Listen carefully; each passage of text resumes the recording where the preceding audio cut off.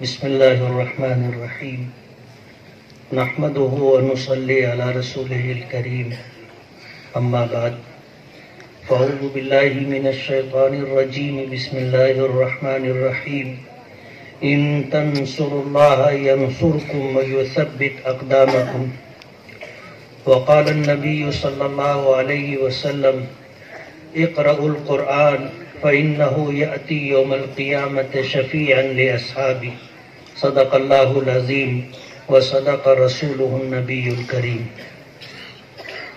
حضرات علماء کرام، مخیران قوم و ملت، میرے دینی بھائیوں، بچوں اور پردہ نشین میری مائیں اور بہنیں، آج کا ہمارا یہ جلسہ ایک مدرسے کا سالانہ جلسہ ہے جس میں 8 بچوں نے حفظ قرآن پاک کی تکمیل کی. مدرسے کی روداد آپ نے سنی، گوشوارہ آپ نے سنا، اور اسی کے ساتھ جو بات میرے علم میں آئی، میں اس پر اہلیان شولہ پور کو بہت بہت مبارکباد دوں گا کہ اپنے یہاں جتنے بھی مدارس شولہ پور میں چلتے ہیں، اگرچہ وہ ابتدائی کلاسوں پر مشتمل ہے، لیکن اس کے سارے اخراجات شولہ پور سے ہی پورے ہو جاتے ہیں، اور ان مدارس کے ذمہ داران کو اور ان کے لیے سرمایہ فراہم کرنے والے افراد کو شولہ پور سے نکل کر کے مہاراشٹر میں اور ملک بھر کے دوسرے شہروں میں جانے کی نوبت نہیں آتی. کاش یہ بیڑا اور اس مثال کو سن کر کے ہر شہر اپنائے کہ ہمارے اپنے شہر میں جو ادارے ہیں جو دین کی خدمت کر رہے ہیں، ان اداروں کے اخراجات شہر سے ہی پورے ہو جائیں اور ان مدرسوں کے ذمہ داران کو دوسرے شہروں تک جانے کی نوبت نہ آئے. میں شولہ پور کے ان احباب کو جنہوں نے اپنی محنت اور حلال کمائی سے ادارے کا تعاون کیا، اور یہ ادارہ آپ کے ہی تعاون سے الحمدللہ سال بھر چلتا رہا، اور آج 8 بچوں کی شکل میں انہوں نے اپنی خدمات آپ کے سامنے پیش کی. میں مبارکباد دوں گا ادارے کے ذمہ داران کو کہ ان 8 بچوں میں سے 4 بچے ایسے ہیں جنہوں نے ایک نشست میں، یعنی ایک نشست سے مراد جب انہوں نے اپنے استاذ کو قرآن پاک سنانا شروع کیا تو تسلسل کے ساتھ قرآن پاک سناتے رہے. جس درمیان میں نماز کا وقت آیا تو نماز پڑھی، کھانے کا وقت آیا تو کھانا کھایا، اور اس کے بعد پھر اپنے استاذ کو سنانے لگے، اور جب پورا قرآن پاک سنا لیا تب وہ نشست ختم ہوئی. سننے میں تو ہم لوگوں کو کوئی ایسی اہم بات یا بڑی بات محسوس نہیں ہوتی، لیکن میری اس بات سے جو حفاظ کرام ہیں وہ بھی اتفاق کریں گے اور آپ حضرات بھی اتفاق کریں گے. ایک نشست میں پورا قرآن پاک زبانی سنانا کوئی معمولی بات نہیں ہے. یہ اللہ کا کلام ہے، اللہ کا کلام ہے. حضرت قتادہ رضی اللہ تعالیٰ عنہ بہت مشہور صحابی گزرے، انہوں نے یہ بات کہی ہے، ان کے ملفوظات کہیے یا ان کا قول کہیے کہ اوتیت ہذہ الامہ الحفظ، کہ اللہ تعالیٰ نے اس امت کو حفظ قرآن پاک کی، حفظ کتاب الہی اور کلام الہی کی دولت عطا کی. وَكَانَ مَنْ قَبْلَنَا، ہم سے پہلے جو امتیں گزری ہیں، لا يقرؤون کتابهم الا نظرا، وہ اپنی کتاب کو صرف دیکھ کر کے پڑھتے تھے. جیسے ہم میں جو حافظ قرآن نہیں ہے وہ قرآن کریم کو دیکھ کر کے پڑھتے ہیں، اور اس طرح پڑھنے کو ناظرن دیکھ کر کے پڑھنا کہتے ہیں۔ آج آپ نے سنا کہ جن بچوں نے دینیات سے گزر کر کے کلام پاک کو مکمل کیا، کہا جاتا ہے کہ انہوں نے ناظرہ قرآن پاک مکمل کیا، یعنی دیکھ کر کے قرآن پاک پڑھنا اور سنانا انہوں نے مکمل کیا۔ وَكَانَ مَنْ قَبْلَنَا لَا يَقْرَؤُونَ كِتَابَهُمْ إِلَّا نَظْرًا، ہم سے پہلے جو امتیں گزری ہیں وہ قرآن کریم کو صرف وہ اپنی کتاب کو صرف دیکھ کر کے پڑھا کرتے تھے۔ فَإِذَا أَطْبَقُوا، جب وہ کتاب کو بند کر دیتے تھے، لم يحفظه الا النبیون، تو اس امت میں جو نبی ہوتا تھا اسی کو اس کتاب کی باتیں یاد رہتی تھیں، امت کو نہیں یاد رہتی تھی، عبارتیں یاد نہیں رہتی تھی۔ یہی وجہ ہے کہ آپ پوری دنیا گھوم جاؤ، آپ کو توریت کے حافظ نہیں ملیں گے، آپ کو انجیل کے حافظ نہیں ملیں گے، آپ کو زبور کے حافظ نہیں ملیں گے، آپ کو دیگر صحائف آسمانی کے حافظ نہیں ملیں گے۔ حالانکہ قرآن کریم کی طرح توریت بھی آسمانی کتاب ہے، زبور بھی آسمانی کتاب ہے، انجیل بھی آسمانی کتاب ہے، اور حضرت موسیٰ اور حضرت ابراہیم علی نبینا علیہم الصلاۃ والسلام ان پر جو صحیفے نازل ہوئے وہ بھی منزل من اللہ تھے، اللہ پاک کی طرف سے اتارے گئے تھے، لیکن ان کے حافظ آپ کو دنیا میں نہیں ملیں گے۔ یہ صرف قرآن کریم کی خصوصیت ہے کہ اس کے حافظ آپ کو ملیں گے، اور شاید ہی دنیا بھر میں کوئی ایسی درمیانے درجے کی بستی ہوگی جہاں آپ کو حافظ نہ ملے۔ ہر جگہ حفاظ کرام۔ الحمدللہ 1980 کے بعد سے پورے مہاراشٹر کے اندر مدارس دینیا میں ایک تحریک چلائی گئی، اور ایک خاموش تحریک تھی، اور وہ تحریک یہ تھی کہ مسلمانوں کے بچوں کو قرآن کریم کی بنیادی تعلیم نورانی قاعدے سے دی جائے، اور تجوید کے ساتھ قرآن کریم پڑھا اور پڑھایا جائے۔ اور الحمدللہ اس تحریک کے چلانے والے لوگوں نے کامیابی پائی۔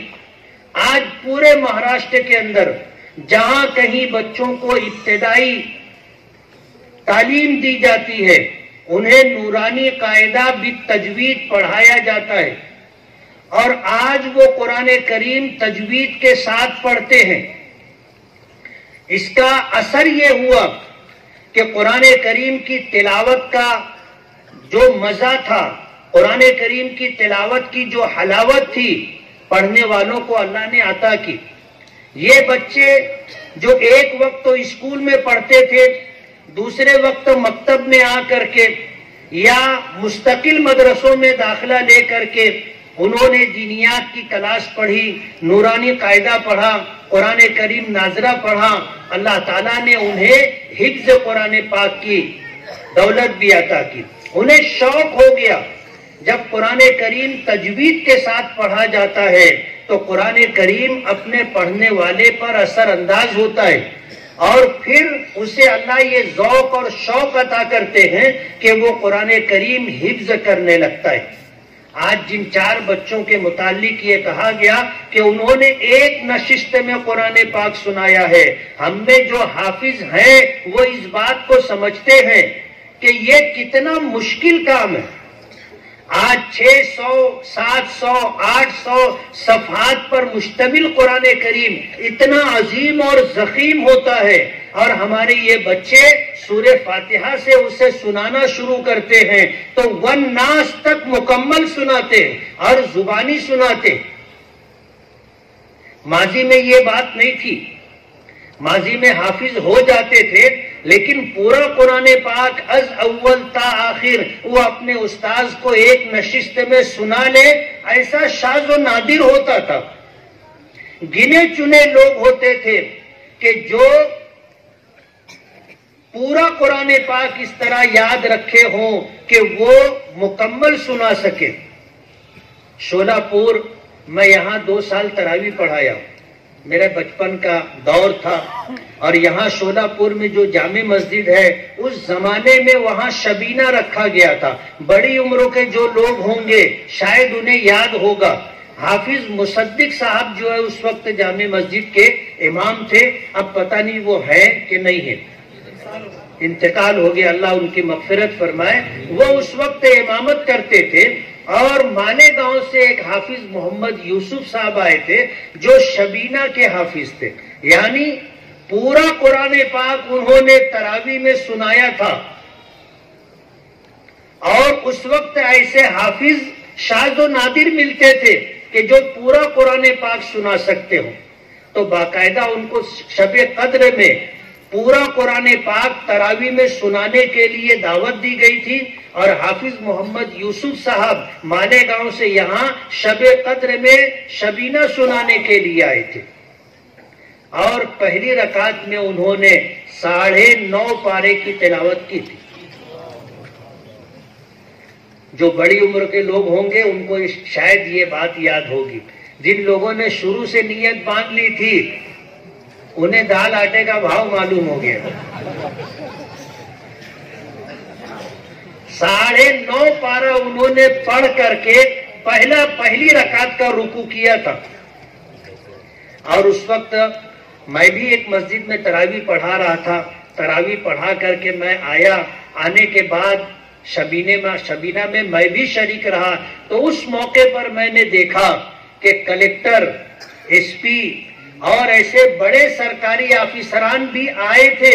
اور ان کے لیے بہت حیرت کی بات تھی، وہ مسجد میں آگے جہاں محراب ہوتی ہے، پرانی مسجد تھی، اس محراب میں جھروکا بنا ہوا تھا، چھوٹی کھڑکی تھی.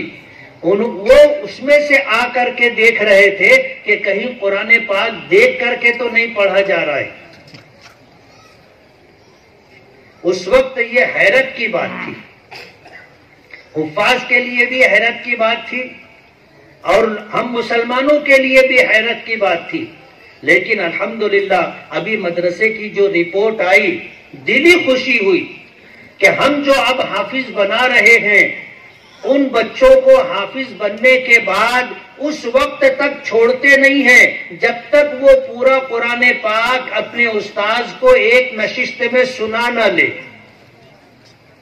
اور اس کے لیے شروع سے محنت کی جاتی ہے. شروع سے کہ جب بچہ سنانا حفظ کرنا شروع کرتا ہے تو پہلا پارہ مکمل ہو گیا تو جب تک وہ پورا پارہ اپنے استاذ کو سنا نہیں لے گا دوسرا پارہ شروع نہیں کروایا جاتا. جب پہلا پارہ اس نے سنا لیا تو دوسرا پارہ سبق دیتے ہیں وہ شروع کرتا ہے. 2 پارے ہو گئے تو جب تک 2 پارہ سنا نہیں لیتا تیسرا پارہ شروع نہیں ہوتا. جب 2 پارہ سنا لیا تو تیسرا پارہ شروع کرتے. اس طرح جب وہ 5 پارے سنا لیتا ہے تو چھٹا پارہ اس وقت شروع کرتے ہیں جب یہ 5 پارہ وہ زبانی سنا لے. ایسے 5 پھر یہ 10 پارے سنے جاتے ہیں، پھر 5 پھر یہ 10 پارے سنے جاتے ہیں. اس طرح 5 کر کے پورا قرآن پاک اسے پڑھنے کا حوصلہ، ہمت اور استعداد و صلاحیت پیدا ہو جائے اس بات کی کوشش کی جاتی ہے. اور جب وہ قرآن پاک کا مکمل حافظ ہو گیا تو جب تک وہ پورا قرآن پاک اپنے استاذ کو ایک نشست میں سنا نہیں لیتا اس مدرسے کے ذمہ داران اسے چھوڑتے نہیں. یہ 4 بچے جنہوں نے پورا قرآن پاک ایک نشست میں سنایا ہے بڑی ہمت اور حوصلے کی بات ہے. اللہ اس نعمت پر انہیں شکر گزاری کی توفیق عطا فرمائے اور قدردانی کی دولت عطا فرمائے. یہ اتنی بڑی نعمت ہے اور اتنی جد و جہد اور محنت کے بعد اللہ نے یہ نعمت عطا کی ہے. اس کو باقی رکھنے کے لیے انہیں زندگی بھر قرآن کریم پڑھنا پڑے گا. اگر وہ یہ چاہتے ہیں کہ یہ نعمت باقی رہے تو روزانہ انہیں کم سے کم 3 پارے کی تلاوت کرنا چاہیے. 10 دن میں ایک قرآن پاک مکمل ہوگا. اللہ مزید پڑھنے کی توفیق عطا فرمائے، یہ ان کے لیے سعادت کی بات ہوگی. قرآن کریم میں 7 منزلیں ہیں. اگر روزانہ ایک منزل کی یہ تلاوت کریں گے تو ایک ہفتے میں قرآن پاک مکمل ہو جائے گا. اور ظاہر بات ہے کہ اتنی محنت کے ساتھ انہوں نے یہ دولت حاصل کی ہے، تو اس کی حفاظت اور اس کی بقا کے لیے زندگی بھر ان کو اپنا ایک معمول بنانا ہوگا قرآن کریم کی تلاوت کا. اور یہ آسان بات نہیں ہے پورا قرآن پاک ایک نشست میں. جتنے لوگ دیکھ کر کے قرآن پاک پڑھتے ہیں، وہ اگر چاہیں کہ ایک نشست میں، یعنی آج صبح سے ہم بیٹھیں گے، دوپہر کو نماز کے لیے اٹھیں گے، کھانا کھائیں گے، پھر پڑھنا شروع کریں گے، پھر عصر کی نماز کے لیے پھر پڑھنا شروع کریں گے، پھر مغرب کی نماز کے لیے پھر پڑھنا شروع کریں گے، پھر عشاء کی نماز کے لیے اٹھیں گے، اور اس کے بعد پھر قرآن کریم مکمل کریں گے. سننا اور بولنا آسان لگتا ہے، لیکن آپ پڑھو گے تو سمجھ میں آئے گا کہ اس طرح پورا قرآن پاک دیکھ کر کے بھی ایک نشست میں پڑھنا آسان نہیں ہے. اچھے لوگ نہیں پڑھ سکے. جن کی عادت ہوگی روزانہ ایک معتد بے حصہ قرآن کریم کے پڑھنے کا اور تلاوت کرنے کا، وہی پڑھ سکیں گے. ورنہ یہ معمولی بات نہیں ہے کہ آپ ایک نشست میں پورا قرآن پاک پڑھ لیں. تو حفاظ کرام حفظ کے تعلق سے میری بات سے اتفاق کریں گے کہ اس طرح قرآن پاک یاد ہو کہ ایک نشست میں اسے پڑھا سنایا جا سکے. اور ناظرہ پڑھنے والے بھی میری بات سے اتفاق کریں گے سنانے اور پڑھنے کے تعلق سے کہ قرآن کریم ایک نشست میں دیکھ کر کے پڑھنا اور سنانا بھی آسان بات نہیں ہے. یہ جن 4 بچوں نے ایک نشست میں اپنے استاذ کو قرآن پاک سنایا ہے، وہ مبارک بات کے مستحق ہے. مدارس دینیہ، اللہ ہمارے ان اکابرین علماء کو جزائے خیر عطا فرمائے کہ ملک کی آزادی سے پہلے سے مدارس دینیہ کی بنیاد ڈالی. یہ ملک مسلمانوں سے چھینا گیا تھا. انگریز آئے تو بنگال سے لے کر کے میسور تک اور ایک کونے سے لے کر کے دوسرے کونے تک ملک کے اکثر حصوں پر مسلم حکمراں تھے، نواب تھے، ان کی حکومتیں تھی. انگریزوں نے سب سے پہلے نواب سراج الدولہ سے بنگال چھینا تھا، اور پھر یہ سلسلہ چلتا رہا. وہ دلی چھینی انہوں نے، بھوپال چھینا انہوں نے، حیدرآباد چھینا انہوں نے. آخری میں سلطان فتح علی ٹیپو تھا جو میسور میں حکمراں تھا. جب اس سے انہوں نے میسور چھینا اور سلطان فتح علی ٹیپو شہید ہو گئے تو انگریز گورنر نے سلطان فتح علی ٹیپو کی لاش پر کھڑے ہو کر کے یہ بات کہی تھی کہ آج سے ہندوستان ہمارا ہے. انگریز اس ملک پر قابض ہوئے حکومت، اور ملک کو انہوں نے ہم سے چھینا تھا. یہی وجہ تھی کہ اس انگریز نے داڑھی اور ٹوپی والوں کو چن چن کر کے شہید کیا تھا، انہیں پھانسی پر چڑھایا تھا کہ یہ لوگ ہیں جو اس ملک کے حکمراں تھے، اگر یہ رہے تو یہ ہم سے دوبارہ یہ ملک کو چھینیں گے. اس نے اپنے بس پر پوری کوشش کی، لیکن ظاہر بات ہے اللہ کا فیصلہ ہوتا ہے جو ہر حال میں نافذ ہو کر کے رہتا ہے. ایک زمانہ گزرا، پھر شاہ عبدالعزیز محدث دہلوی رحمت اللہ علیہ نے اعلان کیا. جب انگریز نے یہ کہا کہ خلق خدا کی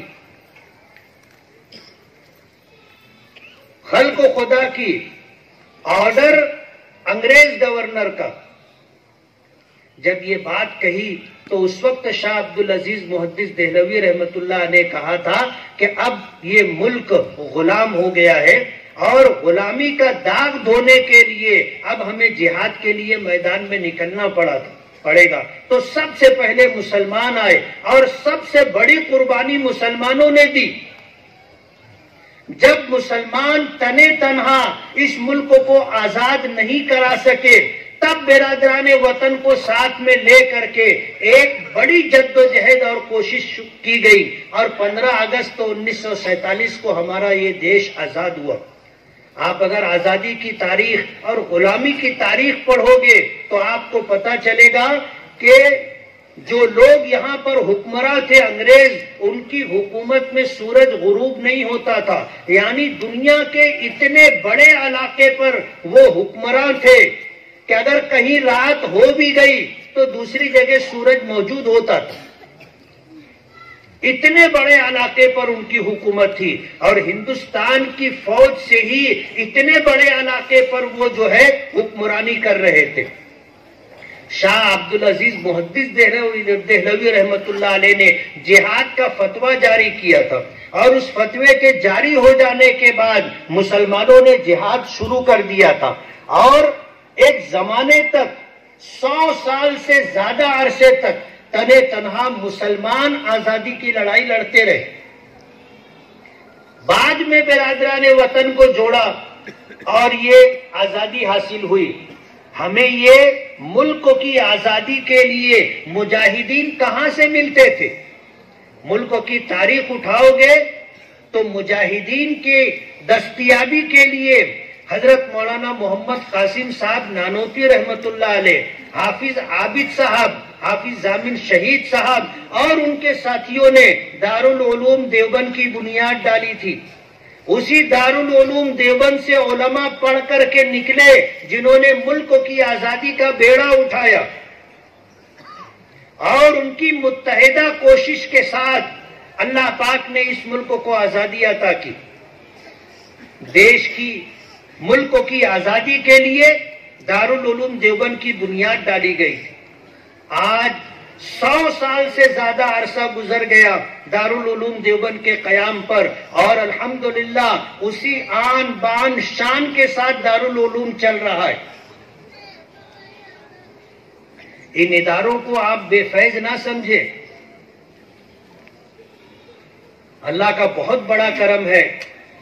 جو لوگ ہندوستان سے باہر سفر کر چکے ہیں، شاید اگر ان کی نظر رہی ہوگی تو وہ آپ کو بتا سکیں گے کہ ہمارے اس ملک میں مسلمان اسلامی شان و شوکت کے ساتھ رہے، اس کے لیے آزادی کے بعد جمعیت علماء ہند جس کی بنیاد 1919 میں ڈالی گئی تھی، حضرت مفتی کفایت اللہ رحمت اللہ علیہ، حضرت مولانا ابوالکلام آزاد رحمت اللہ علیہ اور اسی طرح شیخ الہند، شیخ الاسلام، ایسے بڑے بڑے اکابرین تھے جنہوں نے جمعیت علماء کی بنیاد ڈالی تھی اور آزادی کی لڑائی میں جمعیت علماء پیش تھی۔ اور جب یہ ملک آزاد ہوا تو اس ملک کے لیے دستور، آئین، سنویدھان بنانے کے لیے جو تقریباً 224 لوگوں پر مشتمل ایک کمیٹی بنائی گئی تھی جس میں ڈاکٹر بھیم راؤ امبیڈکر وہ اس مجلس کے اس کمیٹی کے صدر تھے، انہوں نے اس ملک کو دستور دیا۔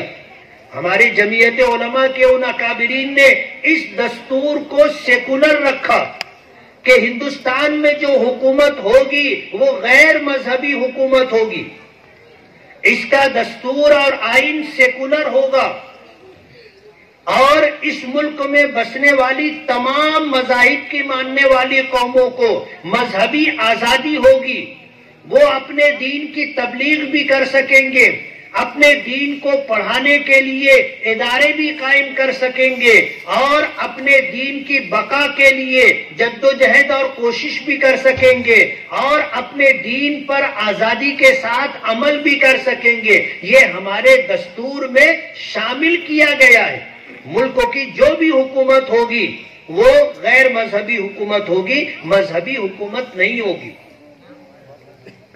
آج اسی دستور کی دین ہے کہ ہم مسجد بنا لیتے ہیں، ہم مدرسے قائم کر لیتے ہیں، ہم خانقاہیں بنا لیتے ہیں، ہم آزادی کے ساتھ اپنے مرحومین کے انتقال کے بعد شرعی طریقوں پر ان کو دفن کر لیتے ہیں، ہم اپنے مذہب کے مطابق نکاح کر لیتے ہیں، اپنے مذہب کے مطابق ہم جو ہے اپنے تمام تر معاملات کو حل کر لیتے ہیں۔ 1963 میں مسلم پرسنل لا بورڈ قائم ہوا اور ہم نے حکومت وقت سے یہ منوایا کہ یہ مسلم پرسنل لا ہے، جس میں 8 قسم کے مضامین عنوان رکھے گئے ہیں۔ نکاح ہے، طلاق ہے، وراثت ہے، اسی طرح جو ہے ہبہ اور بخشش ہے، اور بھی معاملات ہیں ایسے 8۔ مذہب اسلام کے اصولوں کے مطابق اس پر عمل ہوگا۔ آج اس کو ختم کرنے کے لیے لوگ کوششیں کر رہے ہیں، لیکن یہ ہمارے آئین اور دستور میں شامل ہے، اور الحمدللہ اسی کی دین ہے کہ آج ہم اپنے مذہب کی تعلیم دینے کے لیے مدرسے قائم کر لیتے۔ جس وقت اس ادارے کی اور مدرسے کی بنیاد 2013 میں پڑی تھی، اس وقت مجھے بلایا گیا تھا، میں اس وقت آیا تھا۔ آج 10 سال کے بعد پھر میرا آنا ہوا ہے۔ اس وقت تین پترے کے شیڈ میں مدرسہ شروع کیا گیا تھا، اور آج الحمدللہ پختہ عمارت ہے۔ اب یہ ایک پودا 10 سال پہلے لگایا گیا تھا، آج شجر سایہ دار ہے، اور الحمدللہ تقریباً 100 بچے کم و بیش پڑھتے رہے۔ 8 بچوں نے حفظ قرآن پاک مکمل کیا۔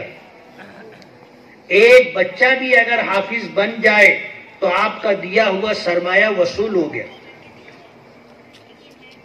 حافظ قرآن کیا ہوتا ہے آپ کو پتہ نہیں؟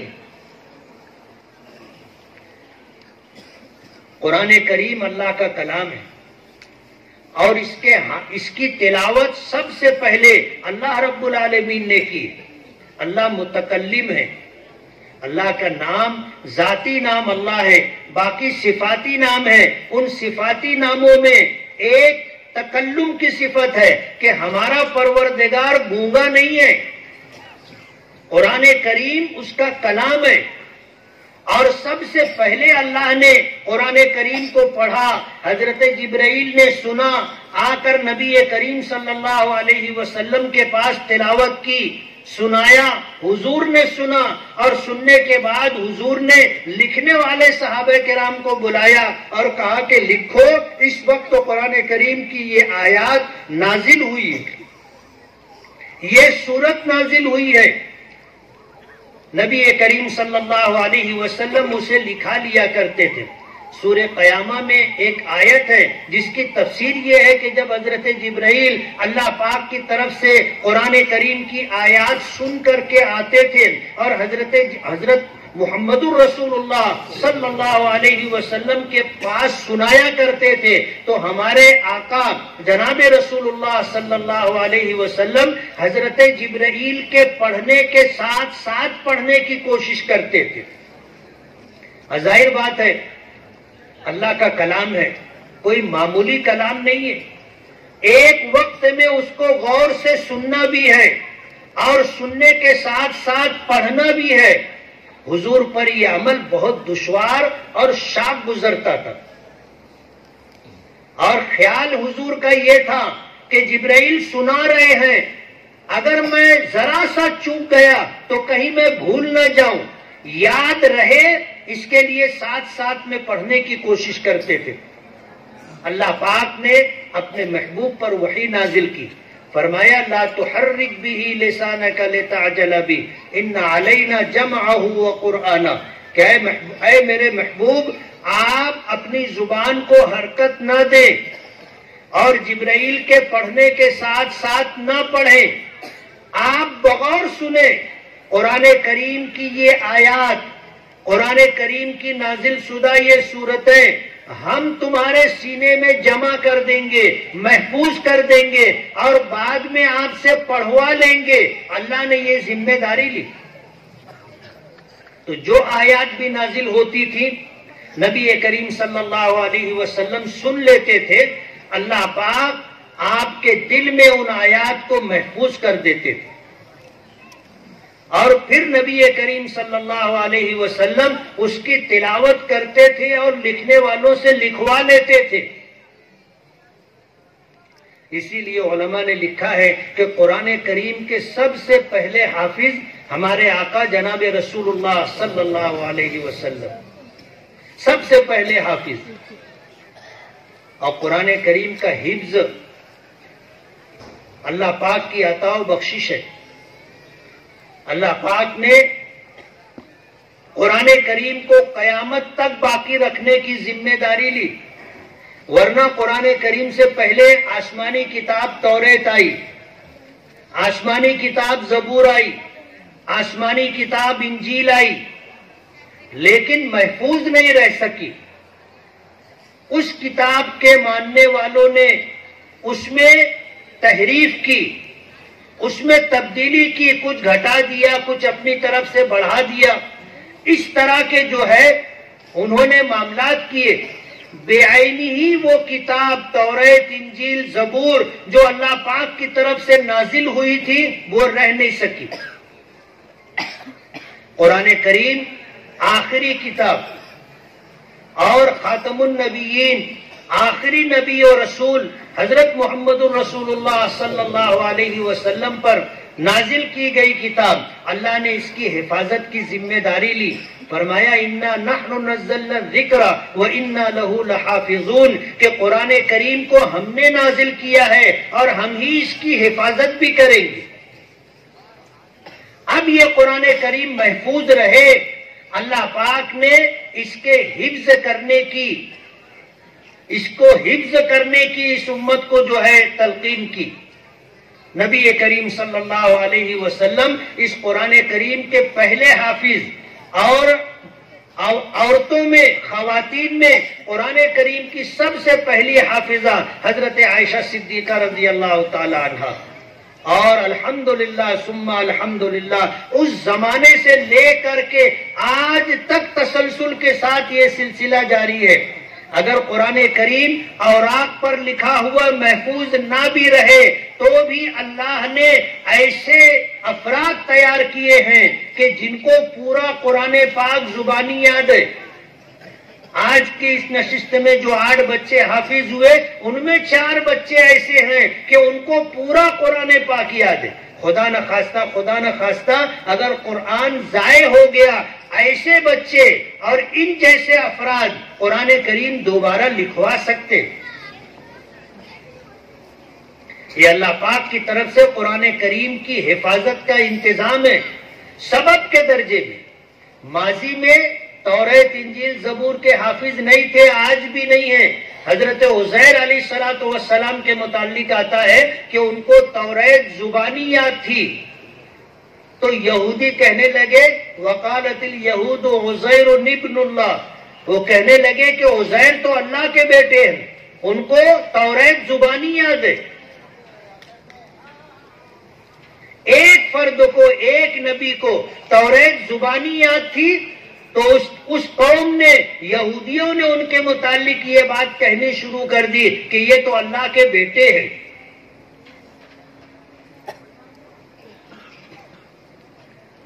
قرآن کریم لاکھوں کی تعداد میں یاد کرنے والے افراد اس امت میں موجود ہیں، اور قرآن کریم کے متعلق آتا ہے کہ اگر ایک حرف کی تلاوت کی جائے تو 10 نیکیاں، اور نماز میں قرآن کریم پڑھا جائے تو کم سے کم 100 نیکیاں اللہ پاک عطا کرتے۔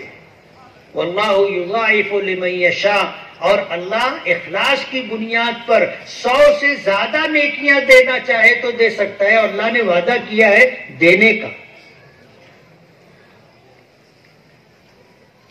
ہمیں جو دین ملا ہے یہ وہ دین ہے جو قیامت تک رہے گا، اور اس کی بنیاد قرآن کریم ہے، اور قرآن کریم کی آیات کی تفسیر و وضاحت میں جو باتیں ہمارے آقا جناب رسول اللہ صلی اللہ علیہ وسلم نے فرمائی ہے وہ احادیث مبارکہ ہیں، اور مدارس دینیہ میں یہی قرآن کریم پڑھایا جاتا ہے اور یہی احادیث پڑھائی جاتی۔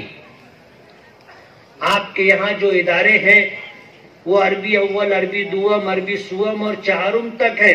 کاش یہاں پر ایسا ادارہ ہو کہ جہاں بچے مکمل عالم بن کر کے نکلے، قرآن کریم کی مکمل تفسیر پڑھ کر کے، احادیث مبارکہ کے دورے کی تلاش پڑھ کر کے مکمل عالم بن کر کے نکلے۔ اس علاقے میں شولہ پور میں مسلمانوں کی ایک بڑی تعداد، میرا اندازہ ہے کہ شاید 3، 3.5، 4 لاکھ مسلمان ہوں گے۔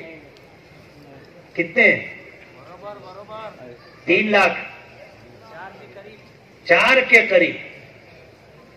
ایک ایسا ادارہ کاش آپ لوگ بنائیں جہاں ہمارے بچے مکمل عالم بن کر کے نکلے۔ مکتب کا نظام آپ کے یہاں الحمدللہ بہت اچھا ہے، بہت اچھا ہے۔ میں کل رات آ گیا تھا، آج دن بھر کچھ معلومات میں نے اکٹھا کی، اس میں یہ بات سامنے آئی کہ شولہ پور ضلع میں، شولہ پور میں 2 مدرسے ہیں جو شولہ پور میں اور قرب جوار کے دیہاتوں میں مکتب کا نظام دیکھتے، مکتب میں مسجدوں میں امامت کرنے والے، اور اسی طرح جو ہے بچوں کو گاؤں دیہات میں قرآن کریم اور نورانی قاعدہ پڑھانے کے لیے جو مکتب کا نظام ہے اس کو بہت مستحکم اور مضبوطی کے ساتھ چلا رہے۔ یہ خاموش خدمت ہے، شاید آپ کو پتہ نہیں ہوگا، لیکن یہ ہماری بنیاد ہے۔ بنیاد دکھائی نہیں دیتی، لیکن بغیر بنیاد کے عمارت کھڑی نہیں ہو سکتی۔ مکتب کا نظام آپ کے یہاں بہت اچھا ہے، گاؤں دیہات کے اندر مسلمانوں کے بچوں کو باقاعدہ استاد ناظرہ قرآن کریم پڑھاتا ہے، نورانی قاعدہ بھی تجوید پڑھاتا ہے، دین کی موٹی موٹی بنیادی باتیں ہمارے بچوں کو سکھائی جا رہی ہیں۔ اور شولہ پور والوں کی ذمہ داری ہے کہ وہ مسلمانوں کے بچے اور بچیوں کو دین پر باقی رکھنے کی کوشش کرے۔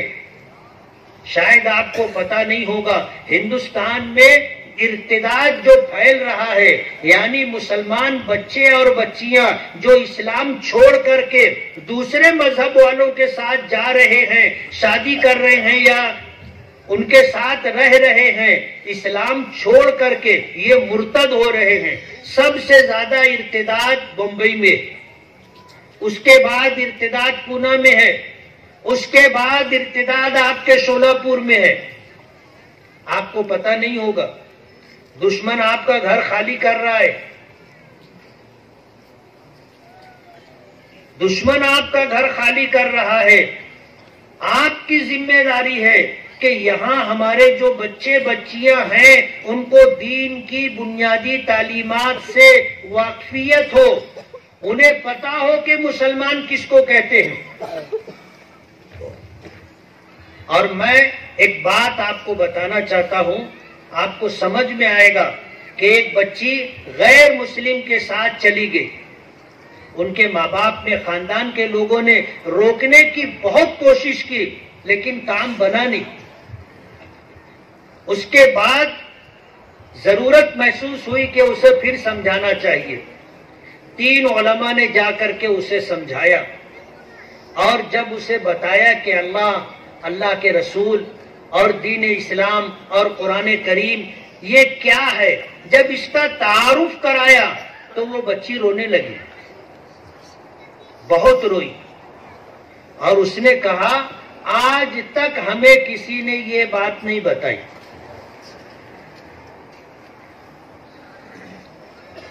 آج تک کسی نے یہ بات نہیں، یعنی وہ مسلمان ماں باپ کی بیٹی تھی، مسلم گھرانے میں جوان ہوئی تھی، لیکن ماں باپ کو بھی پتہ نہیں تھا، اولاد کو بھی پتہ نہیں تھا کہ مسلمان کس کو بولتے ہیں، اللہ اس کے رسول کے متعلق ہمارا عقیدہ، ہماری سوچ کیا ہے۔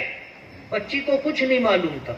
جب اسے بتایا گیا تو اس کے اندر کا ایمان بیدار ہو گیا، اور پھر وہ واپس اپنے گھر آئی۔ آج جو ارتداد ہے، یعنی جو اسلام چھوڑ کر کے جاتے ہیں، انہیں یہی پتہ نہیں ہے کہ ایمان کیا ہے، اسلام کیا ہے، اللہ اس کے رسول کے متعلق ہمارا کیا عقیدہ ہونا چاہیے، دین اسلام کیا ہے، قرآن کریم کیا ہے، ان کو پتہ ہی نہیں ہے۔ اس لیے شولہ پور والوں کی ذمہ داری ہے، اگر لوگ آپ کا گھر خالی کرنا چاہتے ہیں اور آپ کے بچوں کو دین اسلام سے برگشتہ کر کے انہیں دوسرے کسی مذہب میں لے جانے کی کوشش کر رہے ہیں تو ان کو روکنا آپ کی ذمہ داری ہے. اور روکنے کا طریقہ یہ نہیں ہے کہ جب وہ جانے لگے تو آپ سامنے آ کر کے کھڑے ہو جائیں. روکنے کا طریقہ یہ ہے کہ آپ اپنے بچوں کو سچا پکا مسلمان بنائیں، اللہ اس کے رسول کی پہچان کرائیں، قرآن کریم پڑھنا سکھائیں، دین کی بنیادی موٹی موٹی باتیں انہیں بچپن میں آپ پڑھائیں اور یاد کرائیں. آپ اپنے بچوں کو ڈاکٹر بھی بناؤ، انجینئر بھی بناؤ، آپ پروفیسر بھی بناؤ، بڑی بڑی ڈگریاں دلواؤ، گریجویٹ بناؤ، سب کچھ کرو، لیکن پہلے انہیں سچا پکا مسلمان بناؤ. میں آج اس موقع پر مدرسوں کے ذمہ داران یہاں موجود ہیں، یہ پیغام دینا چاہتا ہوں کہ پورے مہاراشٹر میں جتنے مدارس ہیں ان میں سے اکثر بڑے مدارس رابطہ مدارس اسلامیہ عربیہ سے جڑے ہوئے ہیں، مربوط ہیں. دارالعلوم دیوبند نے پورے ہندوستان کے لیول پر رابطہ مدارس اسلامیہ کی ایک کمیٹی بنائی اور ہندوستان بھر کے مدارس کو اس سے جوڑنے کی کوشش کی ہے. ہمارے مہاراشٹر کے اندر تقریباً 350 مدارس ہم سے مربوط ہیں. مہاراشٹر کے اندر رابطہ مدارس اسلامیہ کی صدارت کی ذمہ داری مجھے دی گئی ہے.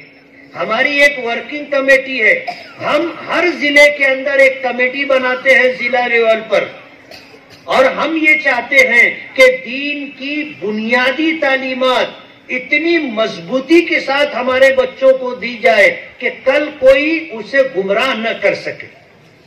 ایک بات. دوسری بات، آج ملک میں جس طرح کے حالات ہیں، ان حالات میں کچھ لوگ ہیں جو ہمارے مدرسوں کو بند کرنا چاہتے. ایسے قوانین لائے جا رہے ہیں اور اس طرح کی دشواریاں کھڑی کی جا رہی ہیں کہ ہم مدرسے نہ قائم کر سکے اور ہم مدرسے نہ چلا سکیں. اس کے لیے اکابرین علماء نے سر جوڑ کر کے بیٹھ کر کے ہندوستان بھر لیول پر یہ کمیٹی بنا کر کے فیصلہ لیا کہ ہمیں اپنے مدرسوں میں پرائمری اول سے لے کر کے 10ویں تک کی تعلیم بھی رکھنی ہے. آج ابھی آپ نے رپورٹ میں سنا کہ ہمارے یہاں 40-45 بچے تھے، 80-85 بچے تھے، 100 بچے تھے، کچھ زیادہ بچے تھے. بچوں کو لانا پڑتا ہے. آپ اپنے یہاں اسکول شروع کیجئے. آپ اسکول شروع کرو گے، لوگ اپنے بچوں کو اسکولی تعلیم دلانا چاہتے ہیں. آپ کے یہاں رہنے کی جگہ نہیں رہے گی، اتنے بچے آپ کے پاس آئیں گے. اور اس میں فائدہ ہمارا یہ ہے کہ آج لوگ یہ چاہتے ہیں کہ اس کا بچہ پڑھا لکھا ہو. سرکاری طور پر حافظ کو پڑھا لکھا نہیں مانا جاتا، عالم کو پڑھا لکھا نہیں مانا جاتا.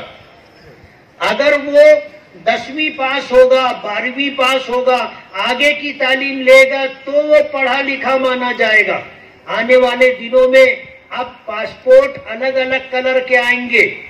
جو پڑھا ہوا ہوگا اس کا پاسپورٹ الگ کلر کا ہوگا، جو جاہل ہوگا یا جاہل مانا جائے گا اس کا پاسپورٹ الگ کلر کا ہوگا. اپنے مدرسوں میں آپ اسکول کا پرمیشن لیں اور اپنے مدرسے کی تعلیم کے ساتھ ساتھ آپ بچوں کو پہلی پرائمری سے لے کر کے 8ویں تک، پھر 9ویں اور 10ویں تک، اور اللہ آپ کو توفیق دے ان بچوں کو 11ویں اور 12ویں کا امتحان دینے کے لیے تیاری کروائیں اور انہیں جو امتحانی مراکز ہوتے ہیں وہاں ان سے امتحان دلوائیں، تو ہی یہ ہمارے ادارے چل سکیں گے. ورنہ اگر آپ کے یہاں عصری تعلیم اگر آپ نے نہیں رکھی، آنے والے دنوں میں ایسے قوانین آئیں گے کہ آپ کو مدرسے بند کرنے پڑیں گے. ظاہر بات ہے اگر ہم نے مدرسہ بند کر دیا تو ہمارا دین ہم سے ختم لے لیا جائے گا۔ جب مدرسے ہی نہیں رہیں گے تو جو حافظ ہیں وہ جب تک ہیں، جو عالم ہیں وہ جب تک ہیں، جب نئے حافظ اور عالم بننا بند ہو جائیں گے تو آگے کوئی ہمیں دین کی بات بتانے والا، مسئلے مسائل بتانے والا نہیں رہے گا۔ آج جو ارتداد کی لہر ہے کہ اسکولوں میں، کالجوں میں پڑھنے والے بچے اور بچیاں اسلام چھوڑ کر کے جا رہے، ان کے پاس دین کی تعلیم نہیں ہے۔ آپ اپنے اسکول قائم کریں، لڑکیوں کے الگ، لڑکوں کے الگ اسکول قائم کریں اور انہیں اسکول کی تعلیم کے ساتھ ساتھ دین کی تعلیم بھی دے، انہیں سچا پکا مسلمان بنائے۔ یہ ہماری وقت کی ضرورت ہے، آج نہیں تو کل آپ کو کرنا پڑے گا۔ میں نے مدرسے کے ذمہ دار سے پوچھا کہ آپ کے مدرسے کی زمین کتنی ہے؟ انہوں نے کہا 2 ایکڑ۔ شہر کے باہر اگر آپ اسکول کا پرمیشن لینے جائیں گے تو 2 ایکڑ جگہ کا ہونا لازمی اور ضروری، اور شہر کے اندر اگر آپ اسکول جاری کرنا چاہتے ہیں تو 1 ایکڑ جگہ آپ کے پاس ہونا ضروری۔ مدرسے کو اللہ نے پہلے سے 2 ایکڑ جگہ دی۔ آپ اپنے بائی لاز میں، اپنے اصول و ضابطے کے اندر ترمیم کریں اور دینی تعلیم کے ساتھ ساتھ آپ اسکولی تعلیم بھی جاری کریں، تو ہمارے بچے اگر 10ویں تک جاتے ہیں تو انہیں دین کی تعلیم بھی مل جائے گی اور الحمدللہ ہمارا بچہ 10ویں پاس بھی کر لے گا۔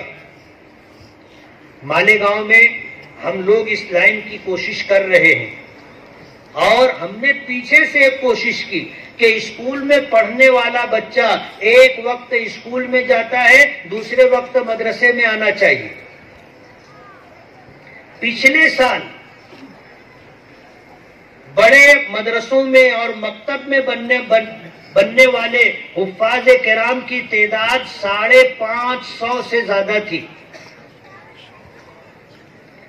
اور ان میں تقریباً 250 کے قریب وہ حفاظ تھے، بچے اور بچیاں جو ایک وقت اسکول میں پڑھ رہے ہیں اور دوسرے وقت مکتب میں آ کر کے انہوں نے ناظرہ پڑھا، دین کی بنیادی تعلیم لی، اللہ نے حفظ کا شوق دیا، 2 سال 3 سال 4 سال میں وہ حافظ بن گئے۔ ہم یہ چاہتے ہیں کہ آنے والے دنوں میں اگر کوئی ٹیچر ہو تو حافظ بھی ہو، ٹیچر ہو تو دین کا جاننے والا بھی ہو، ڈاکٹر ہو تو دین کا جاننے والا بھی ہو، پروفیسر ہو تو دین کا جاننے والا بھی ہو۔ ورنہ دکھ کے ساتھ کہنا پڑتا ہے کہ بڑی بڑی جو کانفرنسیں ہوتی ہیں، ہم لوگوں کا جانے کا اتفاق ہوتا ہے، ہم میں جن لوگوں کو دانشور کہا جاتا ہے، جن کے پاس عصری لائن سے بڑی بڑی ڈگریاں ہیں، دینی لائن سے 0 اور 0 ہوتے، انہیں دین کی کوئی معلومات نہیں ہوتی اور دنیا ان کو دانشور کہتی۔ ایسے حالات ہے،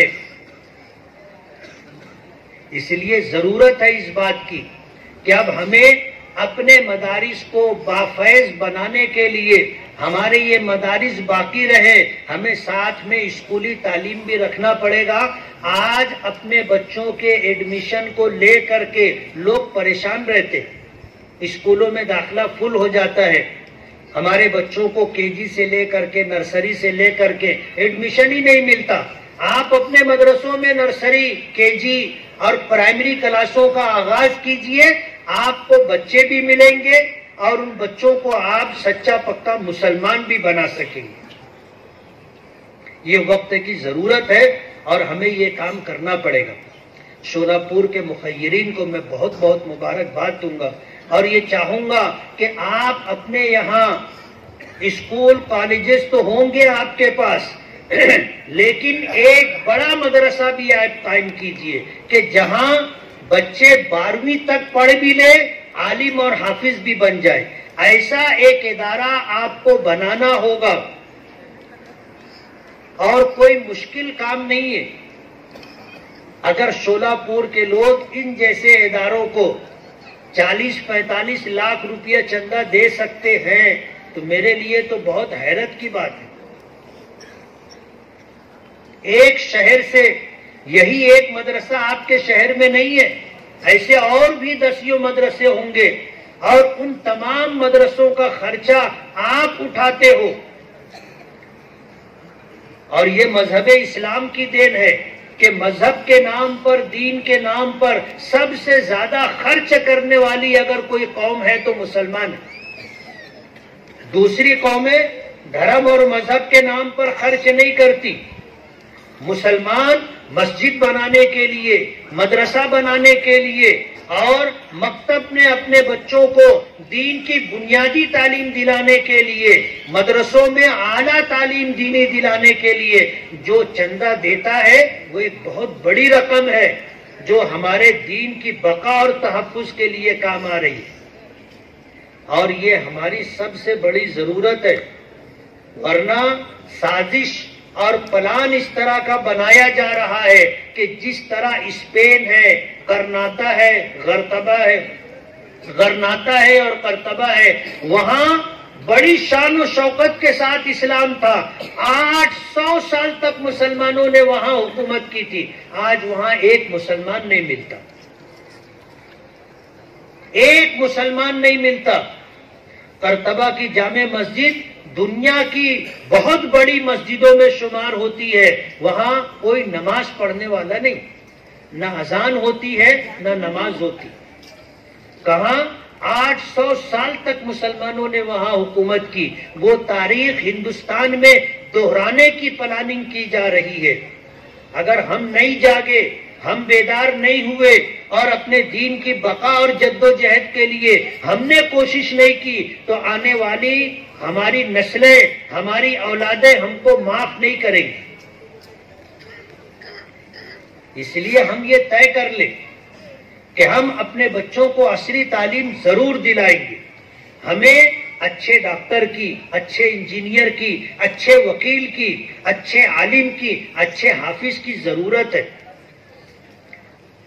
اچھا وکیل بھی ہم کو چاہیے، لائر، اچھا بیرسٹر بھی چاہیے ہم کو، اور اچھا ڈاکٹر، انجینئر، پروفیسر بھی چاہیے، لیکن یہ اچھے ڈاکٹر، انجینئر اور پروفیسر اچھے سچے پکے مسلمان بھی ہوں، یہ ہماری ضرورت ہے، اور یہ کام مدرسے کے ذمہ داران کر سکتے۔ بہت آسان ہے، صرف شرط یہ ہے کہ ہم طے کر لیں اور فیصلہ کر لیں کہ ہم کو یہ کرنا ہے، انشاءاللہ یہ کام ہو جائے گا۔ آج اس موقع پر مدرسے کے ذمہ داران نے جو پیغام آج 8 بچوں کے حافظ بننے کی شکل میں دیا ہے، میں اسے آگے بڑھانا چاہتا ہوں۔ آج شولہ پور میں ایک اچھا مدرسہ جہاں مکمل عالمیت کی تعلیم دی جا سکے، جہاں ہمارے بچوں کو 10ویں اور 12ویں تک کی تعلیم دی جا سکے، ایسا ادارہ بنانا ضروری ہے، اور چھوٹے چھوٹے جتنے ادارے ہیں وہاں اسکولوں کا نظام بھی آپ قائم کرو۔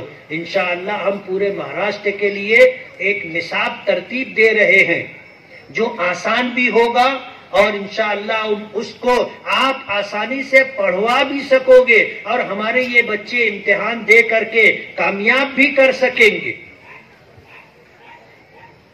یہ نظام اب ہمیں لے کر کے چلنا پڑے گا۔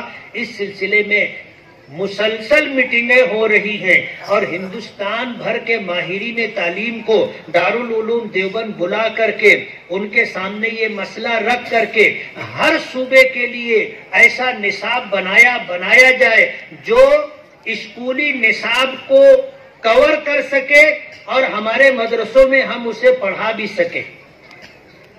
اس بات کی کوششیں ہو رہی اور انشاءاللہ مایوسی نہیں ہے۔ ہمت مرداں مدد خدا، ہم نے اگر ہمت کر لی، فیصلہ کر لیا، اللہ کی مدد ہمارے ساتھ آئے گی۔ دوسری بات مجھے یہ کہنا ہے کہ ہمیں اپنے اولادوں پر سچا پکا مسلمان بنانے کی جدوجہد اور کوشش بھی کرنا ہے۔ اللہ کی مدد ہمارے ساتھ کب رہے گی؟ جب ہم اللہ کے دین کی مدد کریں گے۔ قرآن کریم کی آیت میں نے پڑھی، ان تنصروا اللہ ینصرکم، اگر تم اللہ کی مدد کرو گے، یعنی اللہ کے دین کی مدد کرو گے تو اللہ تمہاری مدد کرے گا۔ ضرورت اس بات کی ہے کہ ہم سچے پکے مسلمان بنے. ایک بچے نے تقریر کی کہ اسلام زندہ تھا، اسلام زندہ ہے اور انشاءاللہ قیامت تک زندہ رہے گا. ضرورت اس بات کی ہے کہ مسلمان بھی رہیں. اسلام ہے، کرتبہ میں مسلمان نہیں ہے، غرناطہ میں مسلمان نہیں ہے، اسپین میں مسلمان نہیں ہے، اسلام ہے.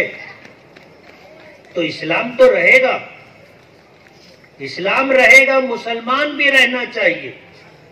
آج ہم لوگ دعویٰ تو کرتے ہیں کہ ہم مسلمان ہیں، لیکن اسلامی احکامات، اوامر و نواہی آج ہم میں نہیں ہے. انگریزوں کا زمانہ تھا، ایک زمین کے ٹکڑے کو لے کر کے ہندو اور مسلمانوں میں جھگڑا تھا. دونوں طرف ایک ایک دعوے دار تھے.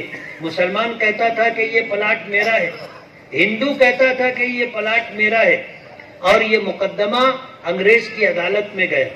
مسلمان نے اعلان کیا کہ اگر میرے حق میں فیصلہ ہوگا تو میں یہاں مسجد بناؤں گا. سب مسلمان اس کے ساتھ جڑ گئے کہ یہ اس کے حق میں فیصلہ ہو تو ایک مسجد بنے گی. ہندوؤں نے بھی اعلان کر دیا کہ اگر یہ پلاٹ ہم کو ملا، ہمارے حق میں فیصلہ ہوا تو ہم یہاں پر مندر بنائیں گے. انگریز نے اندازہ لگا لیا کہ بڑا خون خرابہ ہوگا، بہت بڑا مسئلہ پیدا ہو گیا. اب کیسے فیصلہ ہو؟ ایسا فیصلہ جس سے امن و امان، لا اینڈ آرڈر باقی رہے. دونوں فریق سے الگ الگ رہ کر کے جج نے مشورہ کیا.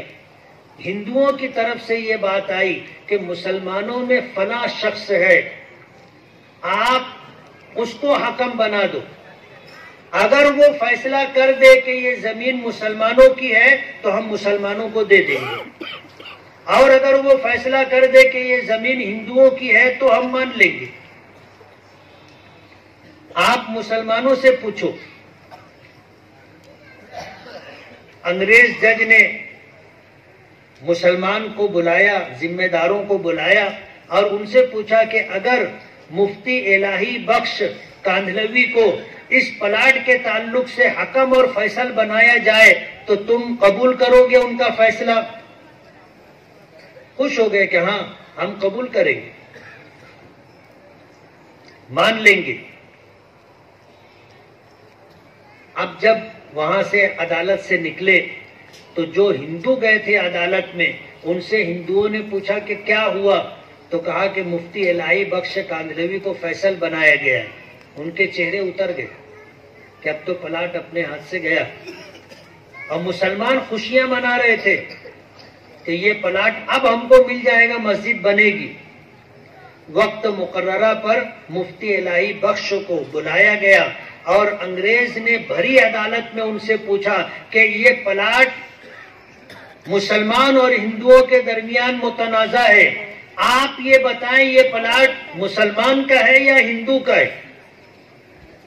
مفتی الہی بخش رحمت اللہ علیہ نے جواب دیا کہ یہ پلاٹ ہندو کا ہے، اس مسلمان کا نہیں. انگریز جج نے فیصلہ کیا، لیکن اپنے فیصلے کے اندر اس نے ایک تاریخ ساز بات لکھی جو آپ کو اور مجھے یاد رکھنا چاہیے.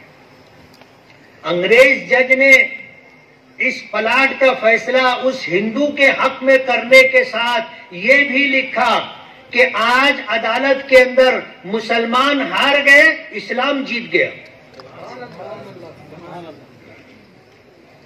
مسلمان ہار گئے، اسلام جیت گیا.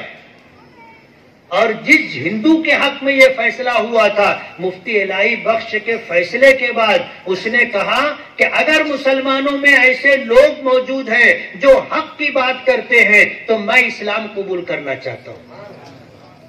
اس نے عدالت میں اسلام قبول کیا اور یہ فیصلہ کیا کہ تم مسجد بنانا چاہتے تھے، ہم مسلمان ہو گئے، ہم اس جگہ پر مسجد بنائیں گے. آج ضرورت ہے کہ ہم مسلمان رہیں، حق اور انصاف کی بات کریں، امن و امان باقی رہے، لوگوں کی جان مال عزت و آبرو محفوظ رہے.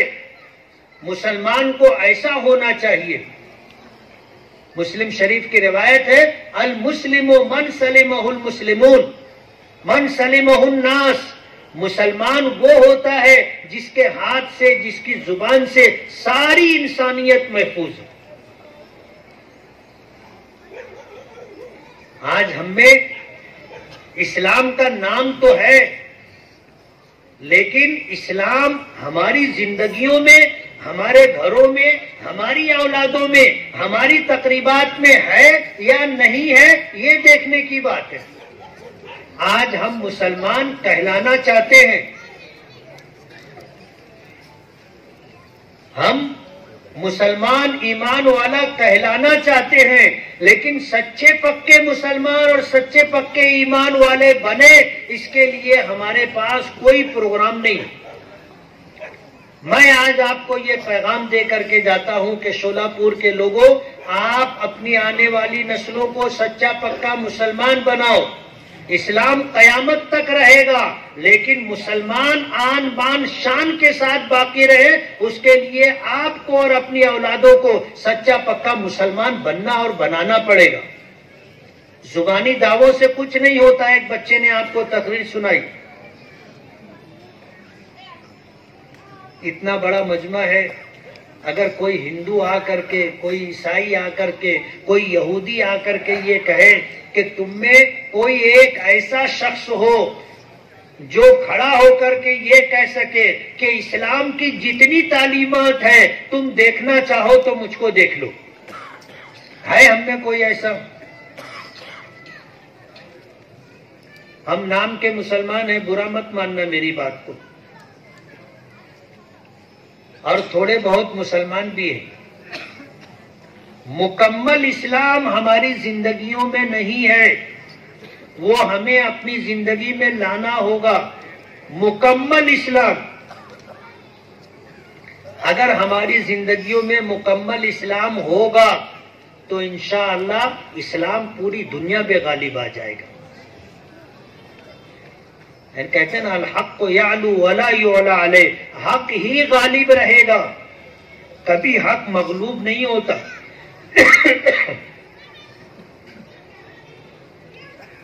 اس لیے اپنے بچوں کو سچا پکا مسلمان بنائے، ایک ایسا ادارہ قائم کریں جہاں مکمل عالمیت کی تعلیم ہوتی ہو، اور اس ادارے میں پڑھنے والے بچے 10ویں اور 12ویں تک کی تعلیم بھی حاصل کر سکیں۔ دیگر اداروں کو بھی اسی راستے پر چلنا ہوگا۔ اپنے بچوں کو سچا پکا مسلمان بناؤ گے تو انشاءاللہ ارتداد کا یہ فتنہ ہمارے یہاں سے ختم ہو جائے گا، ورنہ آپ کو پتہ نہیں ہوگا، میں بتا کے جا رہا ہوں کہ سب سے پہلے نمبر پر مہاراشٹر کے اندر ارتداد سب سے زیادہ بمبئی میں ہے، اس کے بعد پونا میں ہے، اور تیسرے نمبر پر آپ کا شولہ پور ہے۔ اللہ ہم تمام کی حفاظت فرمائے۔ آج اس موقع پر اس گفتگو میں جو باتیں میں نے اپنی رکھی ہے، میرا درد دل تھا جو میں نے رکھا ہے، اللہ مجھے بھی اس پر عمل کرنے کی توفیق دے، اور آپ کو بھی اللہ اس پر عمل کرنے کی توفیق دے۔ وآخر دعوانا ان الحمدللہ رب العالمین۔